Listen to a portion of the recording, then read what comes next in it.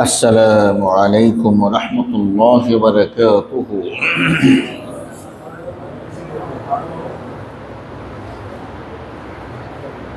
نحمده ونستعينه ونستغفره ونؤمن به ونتوكل عليه ونعوذ بالله من شرور أنفسنا ومن سيئات أعمالنا. من يهد الله فلا مضل له ومن يضلله فلا هادي له.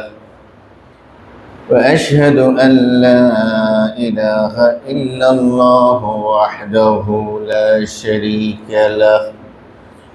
وأشهد أن سيدنا وحبيبنا محمدا عبده ورسوله الذي أرسله بالحق بشيرا ونذيرا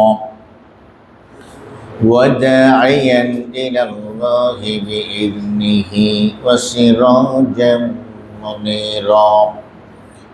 قال الله تعالى في القرآن الكريم والفرقان الحميد: أعوذ بالله من الشيطان الرجيم. بسم الله الرحمن الرحيم. وإذ قال موسى لقومه اذكروا نعمة الله عليكم إذ أنجاكم من آل فرعون يسومونكم سوء العذاب ويذبحون أبناءكم ويستحيون نساءكم وفي ذلكم بلاء من ربكم عظيم. اللهم صل وسلم وبارك على محمد وعلى آله وصحبه أجمعين. সম্মানিত শ্রদ্ধেয় ইমানদার মুসলিম ভাইরা, আল্লাহ জাল্লা ওয়া আলার হাজারো কোটি শুকর যে তিনি মুহররম মাসের প্রথম জুমায় আজকে আমাদেরকে হাজির হওয়ার তৌফিক দান করেছেন। শুকরিয়া আদায় করে বলি আলহামদুলিল্লাহ।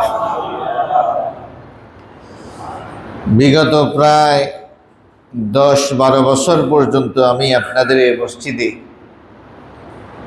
জুমার নামাজ পড়িয়ে আসছি।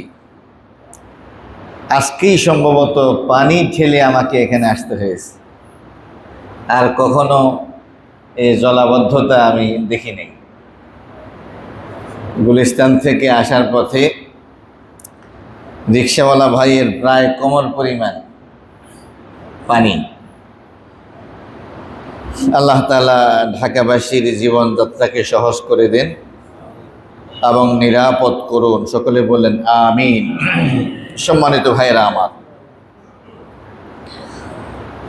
মুহররম মাস হিজরি তথা আরবি মাসের প্রথম মাস। এই মুহররম মাসের অনেক সম্মান, অনেক মর্যাদা, অনেক ইতিহাস আমাদের জানা রয়েছে। তো আমাদের বাংলাদেশের প্রেক্ষাপটে মুহররম বলতে সাধারণত কারবালার দিকে আমাদের নজর চলে যায়। মূলত মুহররমের যে ইতিহাস কোরআন এবং সুন্নায় মেইনলি যেটা বর্ণিত হয়েছে সেটা কিন্তু অনেক আগের একটা ব্যাপার। কারবালার সাথে জড়িত না, নবী মুহাম্মদ সাল্লাল্লাহু আলাইহি ওয়াসাল্লামের জীবদ্দশার কোনো ঘটনাও না, বরং তার পূর্বে যে হযরত ঈসা আলাইহিস সালাতু ওয়াস সালাম পৃথিবীতে এসেছেন এটা তার সাথেও জড়িত বিষয় নয়, বরং এরও আগের হযরত মূসা আলাইহিস সালাতু ওয়াস সালামের সাথে সম্পৃক্ত একটা ব্যাপার। মূসা এবং ফেরাউনের দ্বন্দ্ব, সংঘাত এবং অবশেষে ফেরাউনের সলিল সমাধি এবং মূসা আলাইহিস সালাতু ওয়াস সালাম এবং ইহুদি, যাদেরকে আমরা বর্তমানে বনি ইসরাইল, এদেরকে যে আল্লাহ তাআলা ফেরাউনের জুলুম থেকে, নির্যাতন থেকে রেহাই দান করেছেন, সেই শুকরিয়া আদায় করত বনি ইসরাইল এবং হযরত মূসা আলাইহিস সালাতু ওয়াস সালাম সিয়াম পালন করেছেন, রোজা রেখেছেন। নবী মুহাম্মদুর রাসূলুল্লাহ সাল্লাল্লাহু আলাইহি ওয়াসাল্লাম তিনি যখন মদিনায় আগমন করলেন তখন তিনি লক্ষ্য করলেন মদিনার ইহুদিরা তারা আশুরার দিন রোজা রাখে। উনি তাদেরকে জিজ্ঞেস করলেন, তোমাদের এই রোজা রাখার হেতু কি? তারা জবাব দিল, আমাদেরকে আল্লাহ তাআলা ফেরাউন এবং তার বাহিনীর জুলুম থেকে মুক্তিদান করেছেন, সেজন্য আল্লাহ তাআলা শুকরিয়া আদায় করত আমাদের নবী হযরত মূসা আলাইহিস সালাতু ওয়াস সালাম তিনি সিয়াম পালন করেছেন। আমরাও সেই সুন্নত অনুসরণ করে আমরাও প্রতি বছর আশুরার দিন সিয়াম পালন করি। আমার নবী মুহাম্মদুর রাসূলুল্লাহ সাল্লাল্লাহু আলাইহি ওয়াসাল্লাম বললেন, তিনি তো আমার ভাই, তিনি নবী, আমিও নবী, তিনি তাওহীদের ইমাম, আমিও তো তাওহীদের দিকে মানুষকে আহ্বান করছি। হযরত মূসার অনুসরণে তোমাদের চাইতে আমরা বেশি হকদার। তোমাদের চাইতে কেন বলা হলো? যেহেতু তারা ছিল হযরত মূসা আলাইহিস সালাতু ওয়াস সালামের দাবিদার অনুসারী, কার্যত না। তারা কি ছিল? দাবিদার অনুসারী ছিল, কার্যত না। এখন বাংলাদেশের প্রেক্ষাপটে বা সারা পৃথিবীতে উম্মতে মুহাম্মদের মধ্যে যেরকম বহু লোক আছে যারা বলে আমাদের নবী মুহাম্মদুর রাসূলুল্লাহ সাল্লাল্লাহু আলাইহি ওয়াসাল্লাম, কিন্তু কার্যত কর্মে তারা নবীর অনুসারী না, তারা দাবিদার। তারা কি? দাবিদার। বরং অনেকের চরিত্র তো আরো খারাপ। নবী সাল্লাল্লাহু আলাইহি ওয়াসাল্লামের সুন্নতকে জমিনের মধ্যে মিশিয়ে দেওয়ার জন্য, পিষিয়ে দেওয়ার জন্য সর্বশক্তি নিয়োগ করেও তারা বলে আমাদের নবী মুহাম্মদুর রাসূলুল্লাহ সাল্লাল্লাহু আলাইহি ওয়াসাল্লাম। এই জন্য মূসা আলাইহিস সালাতু ওয়াস সালাম বলছেন, তোমাদের চাইতে আমরা বেশি, আমার ভাই মূসার অনুসরণে বেশি হকদার। তবে তোমাদের ব্যতিক্রম আমি করব। তোমরা তো শুধু আশুরার দিন রোজা রাখো, আমি আশুরার দিন রাখবো আমার ভাই মূসার অনুসরণে। আর তোমাদের বিরোধিতা করার জন্য আল্লাহ তাআলা যদি আমাকে আগামী বছর বাঁচাই রাখে, তাহলে আমি 9 তারিখেও রোজা রাখবো। কয় তারিখে? 9 তারিখ। তাহলে আশুরার সাথে সম্পৃক্ত দুইটা রোজা, একটা হলো আশুরার রোজা, আরেকটা হলো ইহুদিদের ব্যতিক্রম করা। নবী মুহাম্মদুর রাসূলুল্লাহ সাল্লাল্লাহু আলাইহি ওয়াসাল্লাম বলেছেন, যে ব্যক্তি আশুরার রোজা রাখে আল্লাহ তাআলা তার পূর্বের 1 বছরের গুনাহকে মাফ করে দেন। তাহলে বাংলাদেশের প্রথম তারিখ কোন দিন ছিল? গত সোমবারে না? সোমবারে ছিল প্রথম দিন। তাহলে সোমে 8 দিন। মঙ্গলবার হলো 9 তারিখ, বুধবার হলো 10 তারিখ। তাহলে বুধবার হলো আশুরা রোজা। আমরা চেষ্টা করব আগের দিন রাখতে। কোনো কারণে আগের দিন না পারলে পরের দিন রেখেও তাদের বিরোধিতা করবেন। কথা কি বুঝে আসছে? একান্ত যদি দুইটা কোনোভাবেই পালন করা সম্ভব না হয় আপনার পক্ষে, তাহলে আশুরা রোজা রাখবেন আর সামনে নিয়ত করবেন আল্লাহ তাআলা তৌফিক দান করলে আগামী বছর আমি এই ক্ষেত্রে দুইটা নির্দেশনাই ফলো করব। একটা হলো আশুরার রোজা, আরেকটা হলো ইহুদিদের বিরোধিতা করা। আল্লাহ তাআলা আমাদেরকে বুঝার তৌফিক দান করুন, সবাই বলেন আমিন। প্রিয় ভাইরা আমার, মূলত পৃথিবীটা হলো সংঘাতময়। এই সংঘাত এড়িয়ে চলার কোনো সুযোগ নেই। একটা হলো জান্নাত, একটা হলো জাহান্নাম, একটা হলো সত্য, একটা হলো মিথ্যা, একটা হলো হক, একটা হলো বাতিল, একটা হলো নূর, একটা হলো যুলমাহ, একটা হলো আলো, একটা হলো অন্ধকার। একদিকে আল্লাহ, আরেকদিকে হলো তাগুত, আরেকদিকে তাগুত। সুতরাং এই যে দ্বন্দ্ব, এই যে সংঘাত কিয়ামত পর্যন্ত চলমান থাকবে।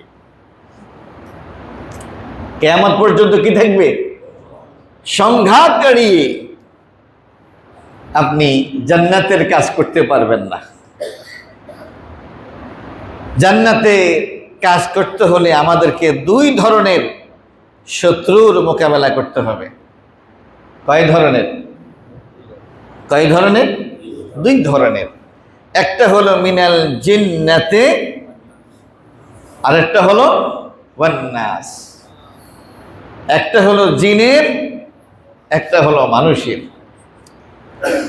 জিনের কাজ হলো সে আপনাকে আঘাত করতে পারবে না, সে আপনার রাস্তা বন্ধ করতে পারবে না। সে যেটা পারে সেটা হলো আপনাকে সে ওয়াসওয়াসা দিতে পারে। কি দিতে পারে? ওয়াসওয়াসা, কুমন্ত্রণা। আপনার অন্তরের মধ্যে মন্দ বিষয়ে সে উদয় করতে পারবে। আর কি পারবে? আপনি যে খারাপ পথে আছেন, এই খারাপ রাস্তাটাকে সে সাজিয়ে গুজিয়ে সুন্দর করে আপনার সামনে উপস্থাপন করতে পারবে। আর কি পারবে? সে আপনাকে ধোঁকা দিয়ে বোকা বানাতে পারবে, আর আপনাকে বলতে পারবে তুমি যা করতেছো এটা ভালো, এটা সুন্দর, এটা চমৎকার। এইভাবে আপনাকে ধোঁকা দিয়ে বোকা বানাইয়া মৃত্যু পর্যন্ত সে আপনাকে পাহারা দেওয়ার চেষ্টা করবে। এই শয়তানের মোকাবেলা করতে হলে আমাদেরকে সদা সর্বদা আল্লাহ তাআলার কাছে আশ্রয় চেতে হবে। আউযু বিল্লাহি মিনাশ শাইতানির রাজীম। সব সময় সকালে কমপক্ষে 10 বার এটা পড়বেন, সন্ধ্যায় কমপক্ষে 10 বার পড়বেন। সারা জীবনের আমল। কারণ সে আপনার শত্রু, সে আপনার দুশমন। সে আমার বাবা আমার মাকে জান্নাত থেকে কুমন্ত্রণা দিয়ে বের করেছে, নিষিদ্ধ গাছের ফল খাইয়েছে। কি বলেন, ঠিক কিনা? কোরআনে এই ইতিহাস আছে নাকি নাই? সুতরাং জিন শয়তানের মোকাবেলায় আপনি আপনার স্ত্রী, আপনার সন্তান সবাইকে আমল শিখাই দিবেন। যখনই অন্তরের মধ্যে কুমন্ত্রণা আসে তখনই আউযু বিল্লাহ পড়বেন। এমনকি নামাজের মধ্যেও যখন আপনি বারবার কুমন্ত্রণার শিকার হন, নবী সাল্লাল্লাহু আলাইহি ওয়াসাল্লাম বলছেন বাম দিকে 3 বার থুতু ফেলো, আউযু বিল্লাহ পড়ো। কথা বুঝে আসছে? এইভাবে জিন শয়তান থেকে আপনি আপনাকে হেফাজত করবেন। শোয়ার সময় আয়াতুল কুরসি পড়বেন, শোয়ার সময় আয়াতুল কুরসি পড়বেন। তাহলে আল্লাহ তাআলা আপনাকে হেফাজতের জন্য, আপনাকে পাহারা দেওয়ার জন্য আল্লাহর পক্ষ থেকে সকাল পর্যন্ত একজন ফেরেশতাকে নিযুক্ত করে দিবেন। কথা বুঝে আসছে? এইভাবে জিন শয়তানের মোকাবেলা করতে হবে। আর শয়তান খুশি হয় এমন কাজ করা থেকে বিরত থাকতে হবে। আপনি যদি মন্দ কাজ করেন, শয়তানি কাজ করেন, তাহলে শয়তান আরো বেশি শক্তিশালী হবে, সে আরো বেশি সুযোগ গ্রহণ করবে। সে যদি আপনাকে দিয়ে একটা মন্দ কাজ করাইতে পারে, তাহলে এই সুযোগে সে আরো একটা মন্দ কাজ করাই নেবে। আরো একটা শয়তানি সম্পর্কে অনেক বিস্তারিত লেখা আছে। তালবিসি ইবলিসের মধ্যে এই ইবলিসের শয়তানি সম্পর্কে হাজারো ঘটনা, হাজারো কিসসা সেখানে বর্ণনা করা আছে। কারো সুযোগ থাকলে বইটা কিনবেন, সংগ্রহ করবেন এবং পড়বেন। তালবিসে ইবলিস, তালবিসে ইবলিস খুবই খুবই ডেঞ্জারাস তার ষড়যন্ত্র। এর থেকে বেঁচে থাকার জন্য আমাদেরকে সাবধান এবং সতর্ক থাকতে হবে। সে সব সময় চেষ্টা করবে আমাদেরকে এরকম কোনো অপরাধ করাইতে যেই অপরাধের বহুমাত্রিক ভূমিকা রয়েছে।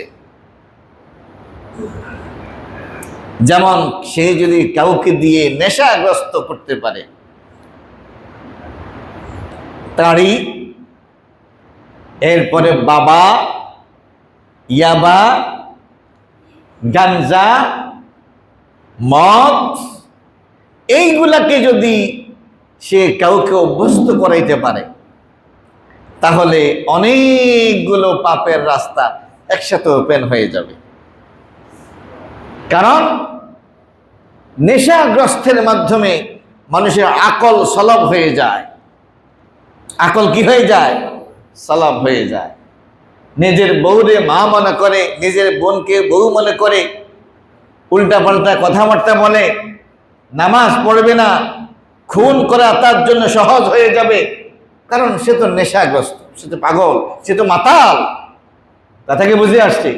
তাহলে নামাজের জন্য আলাদা তাকে কষ্ট করতে হবে না, ব্যভিচারের জন্য আলাদা কষ্ট করতে হবে না, খুনের জন্য শয়তানকে আলাদা তাশকিল করতে হবে না। সে যখন কাউকে নেশাগ্রস্ত করতে পারবে, মাদকাসক্ত করতে পারবে, কাউকে সে গাঁজা বাবামুখী করতে পারবে, বাস একটা সংসার তার কারণে ধ্বংস হয়ে যাবে। হাজারো চিকিৎসা এই সন্তানকে ভালো করতে আর পারবে না, যদি আল্লাহ তাআলার স্পেশাল খাস রহমত না হয়। এই জন্য শয়তানের টার্গেট থাকে সব সময় এরকম কোনো অপরাধ করানো যেটার সাথে বহুমাত্রিক ভূমিকা থাকবে। হাদিসের মধ্যে আসছে শয়তানের অনেকগুলো শয়তানের মধ্যে একটা বড় শয়তানি হলো স্বামী এবং স্ত্রীর মধ্যে ঝগড়া বাঁধিয়ে তাদেরকে বিচ্ছেদ করাই দেয়া। একদিকে স্বামীকে উস্কাই দিবে, অন্যদিকে স্ত্রীকে উস্কাই দিবে। স্ত্রীও কথা বন্ধ করবে না, স্বামীও কথা বন্ধ করবে না। কি দুজনের মধ্যে অহমিকা এসে কাজ করবে, তাকাব্বুরি কাজ করবে। কে কার থেকে বড়? আমি কি তোমার থেকে ছোট? তুমি কি আমার থেকে ছোট? এইভাবে দুজনের মধ্যে গর্ব এবং অহংকার এসে যাবে। এরপরে তাদের মধ্যে যে ভালোবাসার বন্ধন ছিল, তাদের মাধ্যমে যে কয়েকটা সন্তান পৃথিবীতে এসেছে, এই সন্তানগুলো যে তাদের উপরে ডিপেন্ড করতেছে, এই কথাগুলো তখন তাদের মাথায় আর কাজ করবে না। একটা পর্যায়ে স্বামী মুহূর্তের মধ্যে তার স্ত্রীকে 1 তালাক, 2 তালাক, 3 তালাক দিয়ে দেবে। যখন শয়তান তার অন্যান্য শয়তানদের কাছ থেকে রিপোর্ট গ্রহণ করবে, ইন্না লিল্লাহি ওয়া ইন্না ইলাইহি রাজিউন, রিপোর্ট যখন গ্রহণ করবে, সে জিজ্ঞেস করবে, কে কি করছস বল। একজনে বলবে যে আমি চুরি করেছি। শয়তান বলবো যে এটা তো মেজর কিছু না। ডাকাতি করাইছি, আরেকজন বলবে কয় না, এটাও অত গুরুত্ব দেওয়ার মতো না।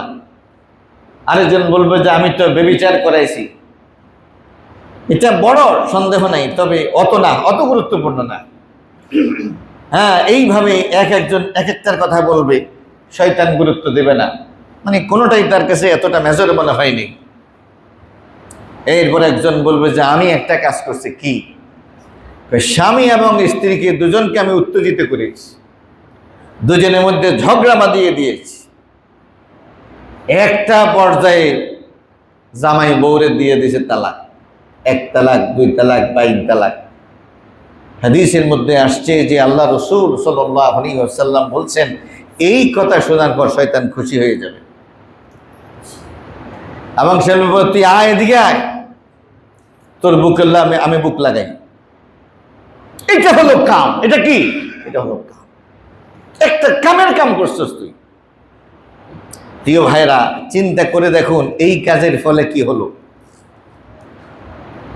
স্বামী এক জায়গায়, স্ত্রী এক জায়গায়, যেখানে দুইজনে মিলে সংসার ঠিক রাখা যায় না, যেখানে দুইজনে মিলে সন্তানকে মানুষ করা যায় না, সেখানে এরকম একটা অবস্থায় এই সন্তানদের অবস্থা কি হবে? কি ঠিক কিনা? স্বামী আরেক জায়গায় বিয়ে করতে যাবে, মা আরেক জায়গায় বিয়ে করতে যাবে, এই অসহায় সন্তানদের অবস্থা কি হবে? এই জন্য শয়তানের সবসময় টার্গেট থাকে এরকম মাল্টি অপরাধ করানো, যেটার বহুমাত্রিক ভূমিকা থাকে। একটা অপরাধে অনেক জায়গায় একসাথে টাচ করবে। আল্লাহ তাআলা আমাদেরকে বুঝার তৌফিক দান করুন। প্রিয় ভাইরা, বলছিলাম দুনিয়াতে আমরা যেহেতু আসছি, আল্লাহ তাআলার জান্নাতে যেহেতু আমাদেরকে যেতে হবে, এই জান্নাতে যাওয়ার জন্য আমাদেরকে সংঘাত এবং সংঘর্ষের মুখোমুখি হতে হবে। আল্লাহ বলছেন, তোমরা কি মনে করো এমনিতেই তোমরা জান্নাতে চলে যাবে, কিন্তু তোমাদেরকে কোনো পরীক্ষা করা হবে না? পরীক্ষা ছাড়া জান্নাতে যাওয়ার কোনো সুযোগ নেই। তাহলে আমাদেরকে দুই ধরনের শয়তানের মোকাবেলা করতে হবে। একটা হলো কি শয়তান? হ্যাঁ, জিন শয়তান। এই জিন শয়তান থেকে বাঁচার উপায় হলো কি? আউযু বিল্লাহ পড়া, নিয়মিত আউযু বিল্লাহ পড়া। কথা বুঝে আসছে? সূরাতুল ফালাক পড়া, নাস পড়া, ইখলাস পড়া, হ্যাঁ, ঘুমের সময় কুলিয়া সহ এই 4টা সূরা পড়ে পুরা শরীরের মধ্যে ফুঁক দেয়া, গা করে নেয়া, সব সময় এই কাজটা করবেন। আর যখন অনুভব করবেন এই কাজটা শয়তানি, এই কাজ করলে শয়তান খুশি হবে, এই কাজ থেকে দূরে থাকার চেষ্টা করবেন। কথা বুঝে আসছে? আল্লাহ তাআলা আমাদেরকে জিন শয়তানের ওয়াসওয়াসা থেকে আমাদেরকে হেফাজত করুক। দ্বিতীয়ত, আমাদেরকে যেই শয়তানের মোকাবেলা করতে হবে সেই শয়তানের নাম কি? হ্যাঁ, মানুষ শয়তান। সেই শয়তানের নাম কি? মানুষ শয়তান। এই মানুষ শয়তান থেকে বাঁচার জন্য আউযু বিল্লাহ পড়লে কাজ হবে না। আউযু বিল্লাহ পড়লে কাজ হবে না। প্রিয় ভাইরা আমার, মানুষ শয়তান থেকে বাঁচার জন্য আপনাকে ওই শয়তানের সঙ্গী হওয়া থেকে নিজেকে দূরে রাখতে হবে। ক্ষেত্র বিশেষে ওই মানুষ শয়তানের সাথে আপনাকে সংঘাত, সংঘর্ষ, জিহাদে লিপ্ত হতে হবে।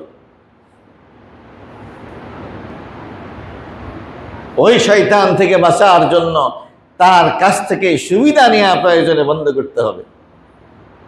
কথা বুঝে আসছে? এটাই হলো আশুরার একটা শিক্ষা।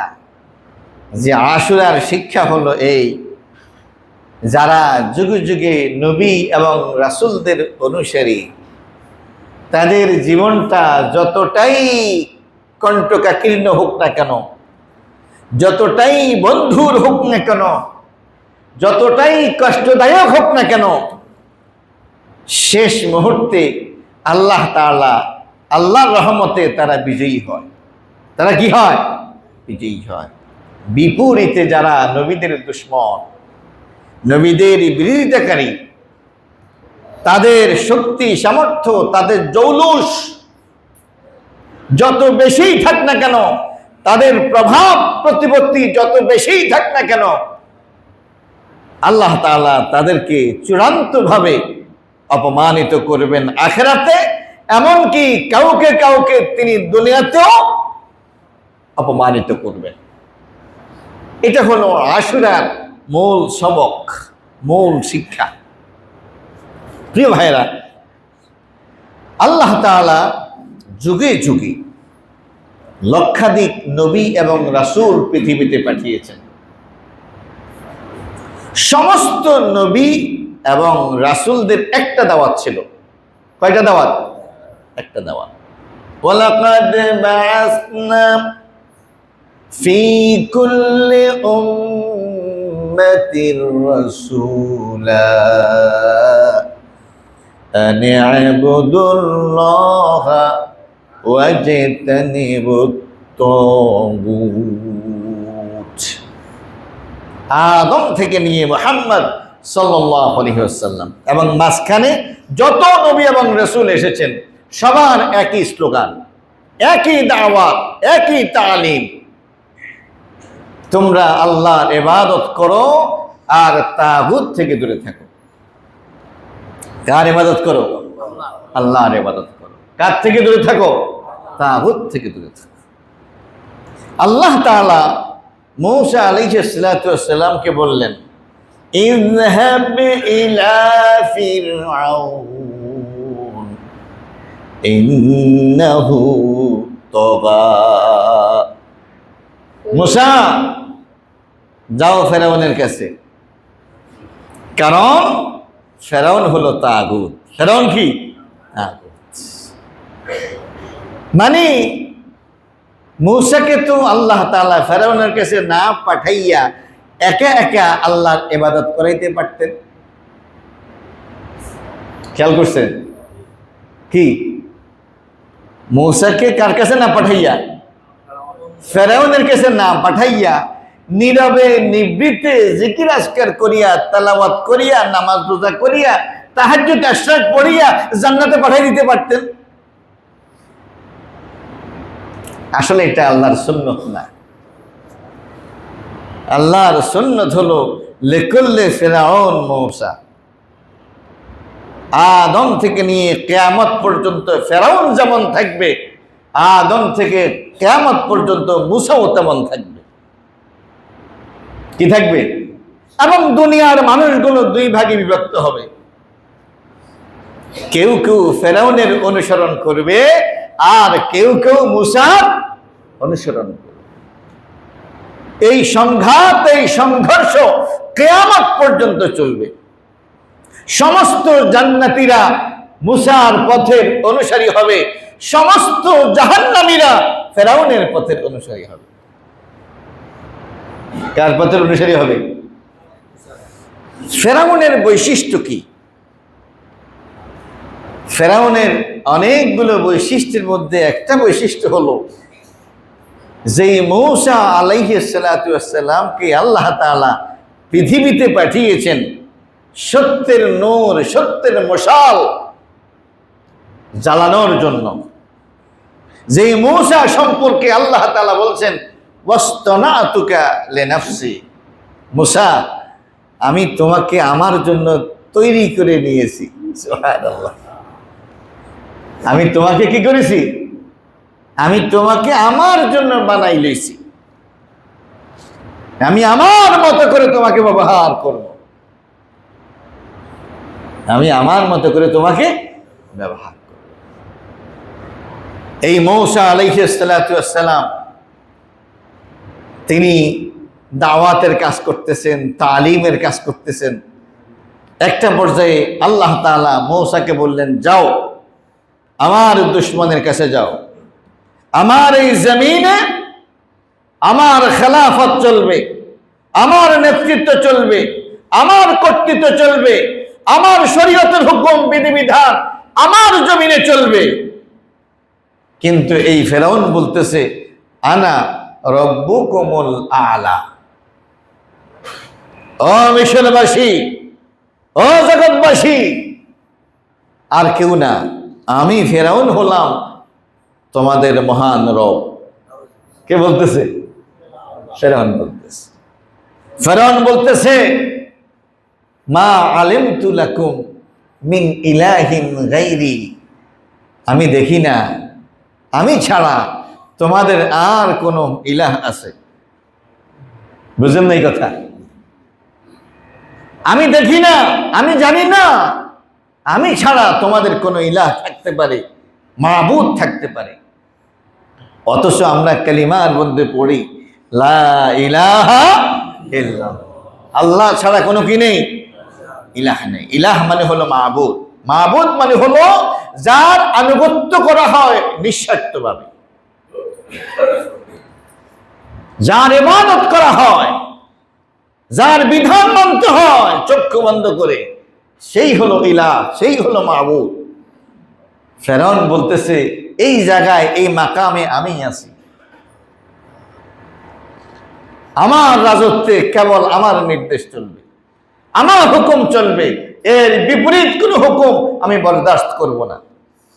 আল্লাহ বলতেছেন মুসা, আমার রাজত্বে, আমার জমিনে আমার দুশ্মন এভাবে লাফাইতে আছে, আর তুমি ঘরের কোণে বসে আমার জিকির আজকার করে জান্নাতে যাইবা, এই সুযোগ তো নাই। তোমাকে তার সাথে সংঘাতে লিপ্ত হতে হবে, তাকে দাওয়াত দিতে হবে, তাকে আমার বড়ত্ব, আমার কর্তৃত্ব, আমার নেতৃত্ব, আমার আজমত, আমার শান, আমার মান তাকে বুঝাইতে হবে। মূসা আলাইহিস সালাতু ওয়াস সালাম বললেন, আল্লাহ, ফেরাউনের কাছে আমি যাব? যেই ফেরাউন আমাকে হত্যা করার জন্য আমার গোষ্ঠীর, আমার বংশের ৭০,০০০ পুত্র সন্তানকে জবাই করেছে, আমার ভাই হযরত হারুন, ফেরাউন স্বপ্ন দেখেছে বনি ইসরাইল থেকে একটা আগুন এসে ফেরাউনের রাজ দরবার জ্বালিয়ে পুড়িয়ে দিচ্ছে। স্বপ্নের ব্যাখ্যাকারীদেরকে জিজ্ঞেস করলো, আমি কি স্বপ্ন দেখলাম? বলা হলো, বনি ইসরাইলের মধ্যে এরকম একটা পুত্র সন্তানের জন্ম হবে, যেই সন্তান আপনার রাজত্ব ধ্বংসের কারণ হবে। তখনই ফেরাউন বলেছে, এখন থেকে যেই পুত্র সন্তান জন্মগ্রহণ করবে তাকেই খুন করতে হবে। এভাবে চলতেছিল। তার প্রজারা বলল, এইভাবে বনি ইসরাইলের পুত্র সন্তান যদি জবাই করা অব্যাহত থাকে, তাহলে আমরা চাকর পাবো কোথায়, আমাদের দাস পাবো কোথায়? তখন ফেরাউন বলল, তাইলে ঠিক আছে, 1 বছর অন্তর অন্তর তোমরা জবাই করবা। কয় বছর অন্তর অন্তর? 1 বছর অন্তর অন্তর। তো যেই বছর পুত্র সন্তান জবাই করার বিধান ছিল না, সেই বছর জন্মগ্রহণ করেছে হযরত হারুন। কে? হারুন। কিন্তু যেই বছর মূসা আলাইহিস সালাতু ওয়াস সালাম জন্মগ্রহণ করেছেন, সেই বছর পুত্র সন্তান জবাইয়ের জন্য নির্দেশ ছিল। আগেই বলেছিলাম, আল্লাহ তাআলা মূসাকে বলছেন, মূসা, আমি কিন্তু তোমাকে আমার জন্য তৈরি করে নিয়েছি। আপনারা ইতিহাস জানেন, তাকে জন্মের পরে তার মা যখন ভীত সন্ত্রস্ত যে আমার এই কলিজার টুকরা এই সন্তানকে তো ফেরাউনের লোকেরা খবর পেলেই খুন করে ফেলবে, আল্লাহ বলতেছেন, আমি তখন তার মায়ের নিকটে তার অন্তরের মধ্যে ওহী করেছি, এই বার্তা, এই নির্দেশ দিয়ে দিয়েছি, তুমি ছোট্ট একটা নৌকার মধ্যে তোমার সন্তানকে রেখে এর মধ্যে সাগরের মধ্যে তুমি ছেড়ে দাও। ইতিহাস আপনারা জানেন, কোরআনে এই ঘটনাটা এত বিস্তারিত ঘটনা এসেছে, সুবহানাল্লাহিল আযীম ওয়া বিহামদিহি। তিনি হযরত মূসাকে এই ছোট্ট অবস্থায় দিয়ে দিলেন নৌকার মধ্যে। ঢেউয়ের তালে তালে নৌকা যাচ্ছে তো যাচ্ছে, যাচ্ছে তো যাচ্ছে। হযরতে মূসার মা নৌকাটা যাচ্ছে কোথায় এটা দেখভাল করার জন্য হযরত মূসার বড় বোনকে দায়িত্ব দিলেন, তুমি দেখো নৌকাটা কই যায়। সুবহানাল্লাহিল আযীম ওয়া বিহামদিহি। এরপরে নৌকা যাইতে যাইতে যাইতে যাইতে ফেরাউনের রাজ দরবারের রাজঘাট সেখানের আশেপাশে গিয়ে ঘোরাঘুরি করতেছে। ফেরাউনের স্ত্রী হযরত আসিয়া,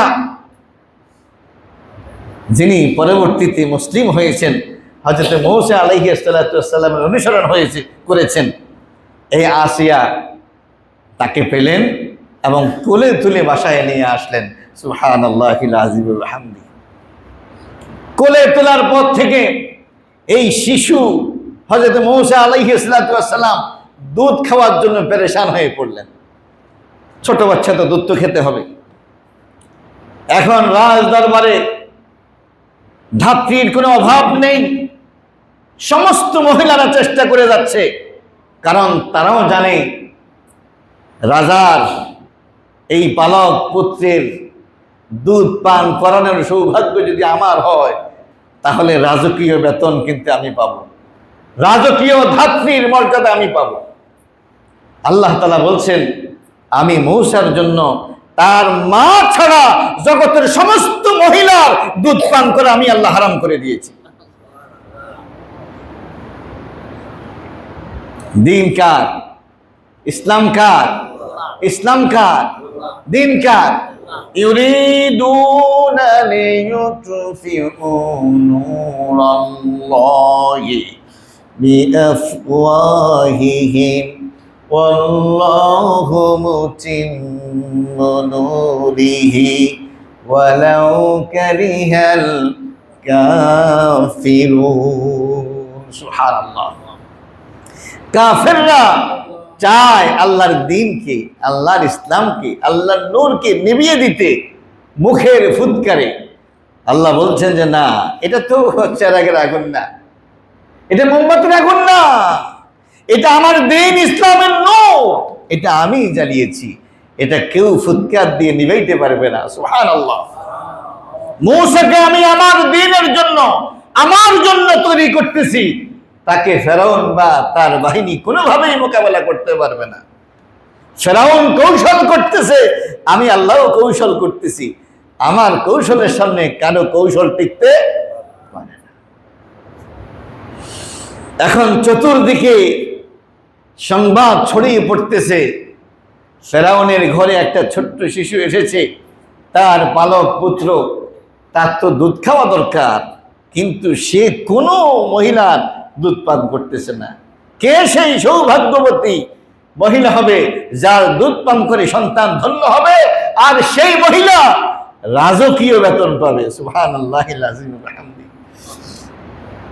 খবর নিতে নিতে নিতে নিতে একটা পর্যায়ে হযরত মূসা আলাইহিস সালাতু ওয়াস সালাম বোন তো সেই বাড়িতেই আছে, উনি বললেন, আমার কাছে একটা মহিলার সন্ধান আছে, আপনারা বললে আমি তাকে খবর দিতে পারি, যাও তাড়াতাড়ি।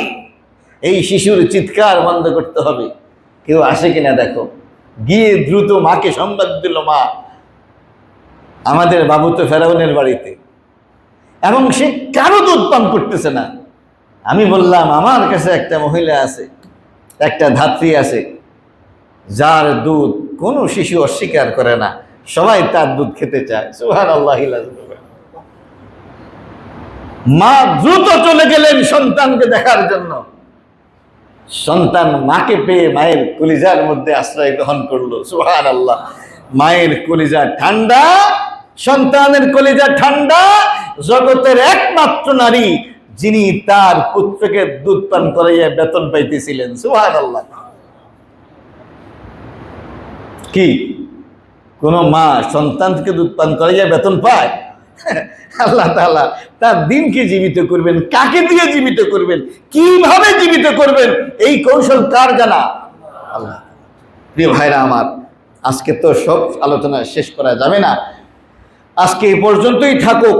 যেটা বলার উদ্দেশ্য করেছি সেটা হলো এই, আশুরার অন্যতম প্রধান শিক্ষা হলো সত্য এবং মিথ্যার সংঘাত, হক এবং বাতিলের সংঘাত।